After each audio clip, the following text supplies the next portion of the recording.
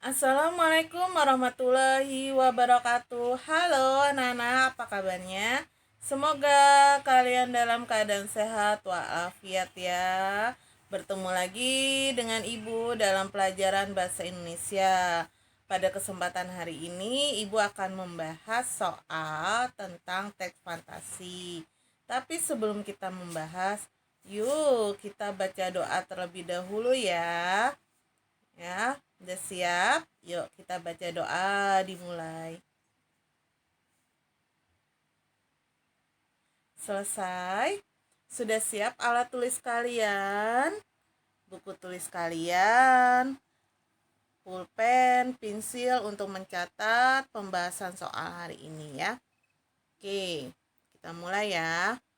Nah, di sini masih adakah yang ingat dengan teks fantasi? Apa itu teks fantasi? Ada yang ingat teks fantasi itu apa? Iya, teks fantasi adalah teks narasi yang memiliki kisah imajinasi dan hayalan yang melebihi realita. Maksudnya di sini apa?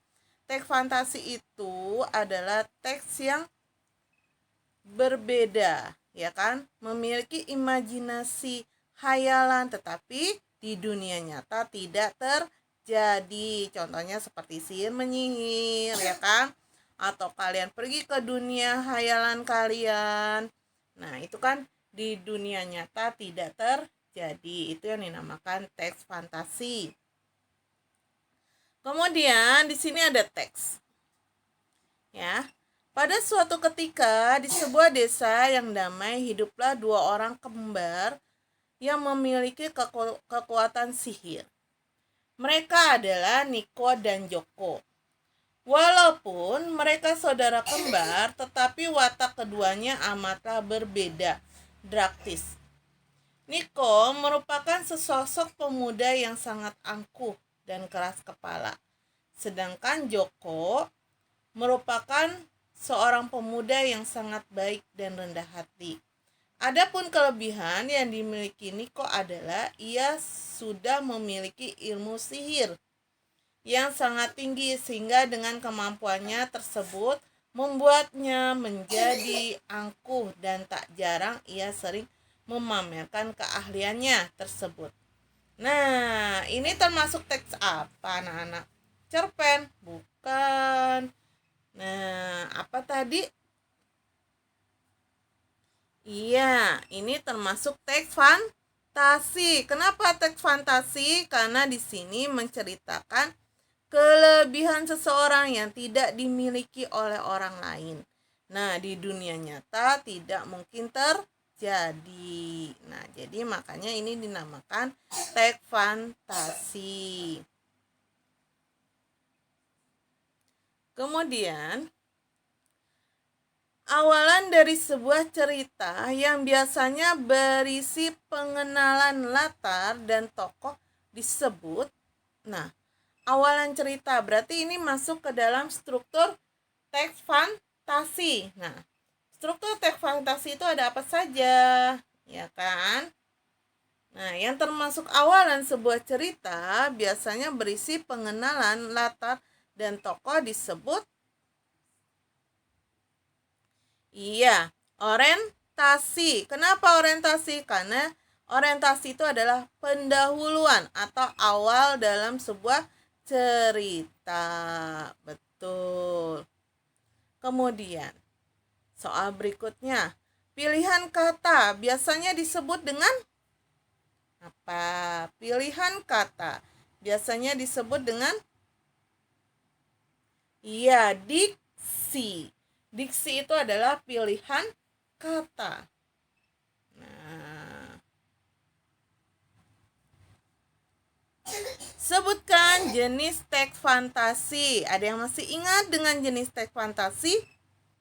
Ada berapa jenis teks fantasi?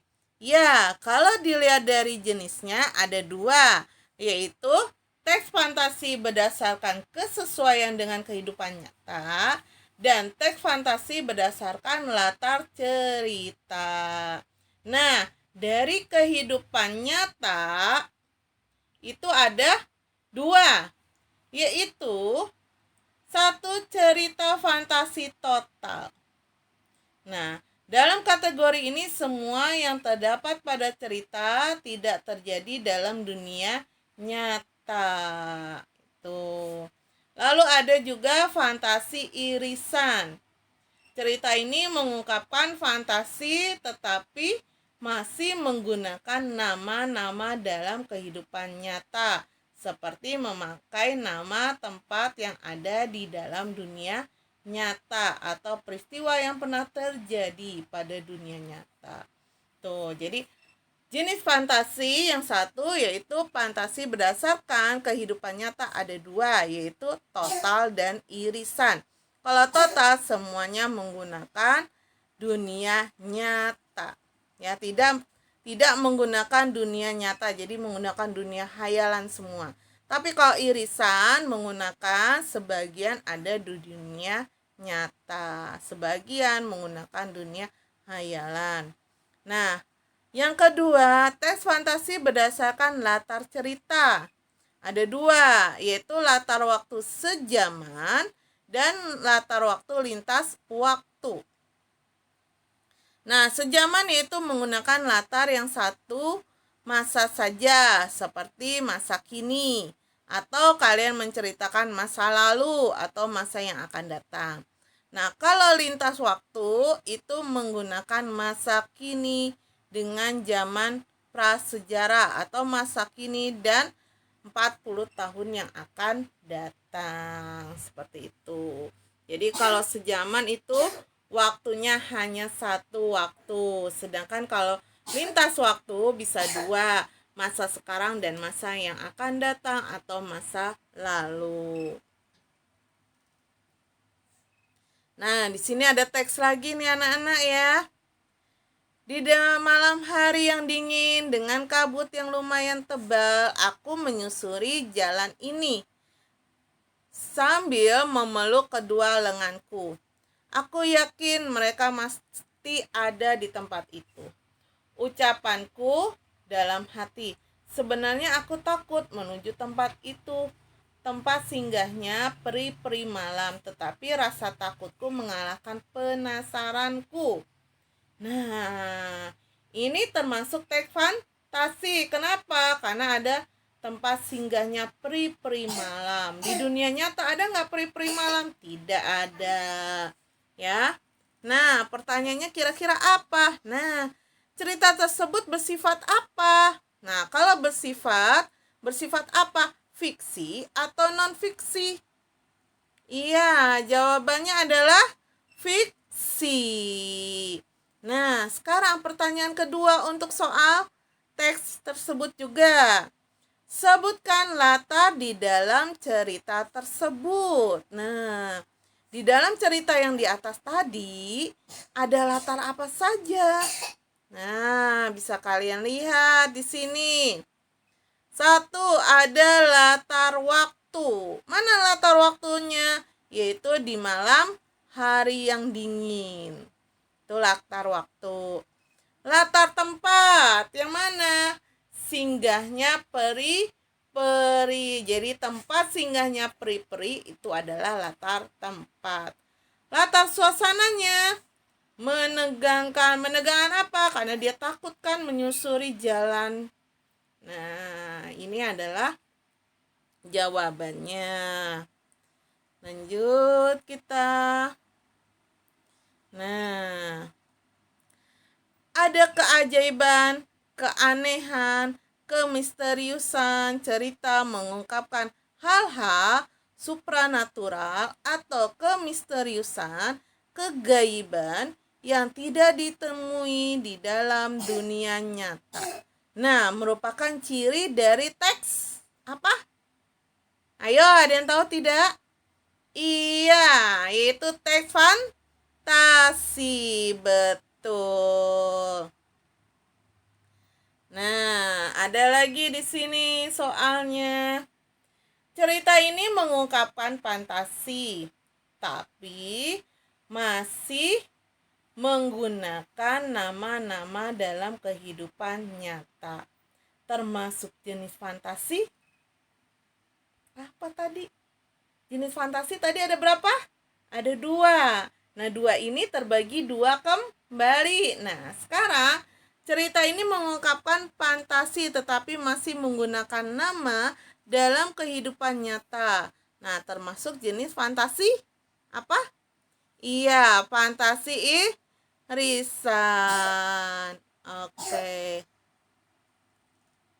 Lanjut lagi. Tiba-tiba seorang alien yang berukuran mungil datang. Perutnya buncit, tubuhnya berwarna biru, dan bibirnya berwarna merah muda. Matanya hijau terang. Alien berkepala besar itu tiba-tiba mengeluarkan cahaya merah dari tangannya yang menghangatkan tubuh Nino. Cuplikan teks tersebut di dalam struktur teks fantasi termasuk bagian. Nah, struktur teks fantasi itu ada apa saja anak-anak? Tadi ada orientasi, lalu ada komplikasi, ada resolusi, dan koda. Nah, yang termasuk ini yang mana? Tiba-tiba seorang alien yang berukuran mungil datang. Perutnya buncit, tubuhnya. Nah, itu termasuk bagian apa? Kalau orientasi tadi apa? Awalan cerita, betul. Komplikasi adalah masalah awal. Lalu ada resolusi. Resolusi itu adalah masalah apa? Iya, permasalahan diselesaikan. Koda akhirnya. Nah, ini berarti masuk ke dalam komplikasi. Kenapa komplikasi? Karena di sini ada permasalahan. Tiba-tiba seorang alien yang berukuran mungil datang. Perutnya buncit, tubuhnya berwarna biru. Nah, itu kan berarti mulai ada permasalahan. Makanya dikatakan komplikasi. Lanjut. Wah, ceritanya masih lanjut yang tadi anak-anak ya. Oke, kita lihat. Alien itu pun keluar dengan terbang kembali ke angkasa melalui jendela kamar tidur. Coba tebak siapa sekarang yang tidak akan bisa tidur karena telah menyaksikan peristiwa luar biasa tersebut.